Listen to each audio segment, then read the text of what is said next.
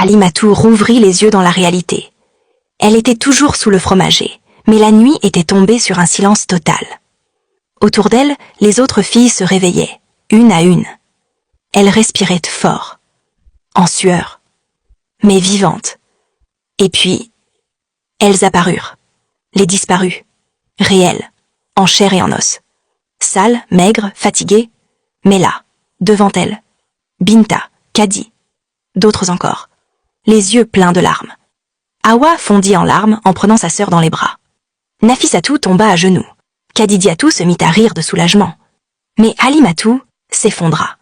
Son corps saignait de l'épaule, là où une racine l'avait traversé dans l'autre monde.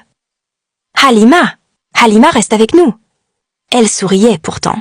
Son souffle était court. Mais elle souriait. J'ai tenu parole. Et elle ferma les yeux. Le soleil se leva sur un silence inconcevable. Ce matin-là, aucun coq ne chanta. Aucun pilon ne frappa de mille. C'était comme si le village lui-même retenait son souffle. Et puis, soudain, elles apparurent.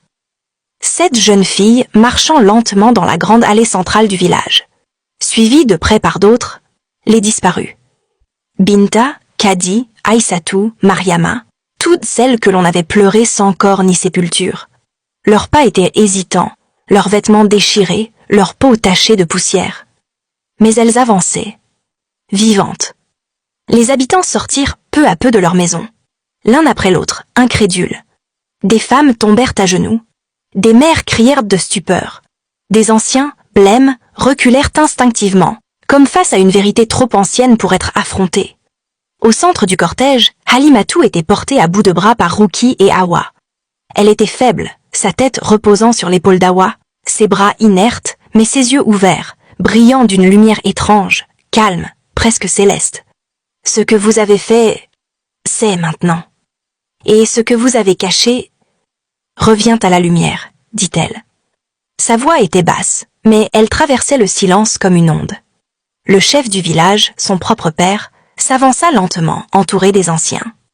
Il n'était plus vêtu de sa tenue de cérémonie, mais d'un boubou simple, poussiéreux. Il semblait vieilli de 10 ans en une nuit. « Halima, qu'as-tu fait ?» Elle le fixa sans trembler. « Ce que toi et les autres n'avaient jamais eu le courage de faire. » Il chancela. Mais ce fut la vieille mère Adama, l'ancienne sage-femme du village, qui parla la première, d'une voix ferme.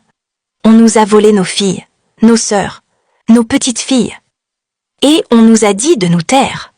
Le pacte était pour la survie, tenta un ancien. La survie de qui ?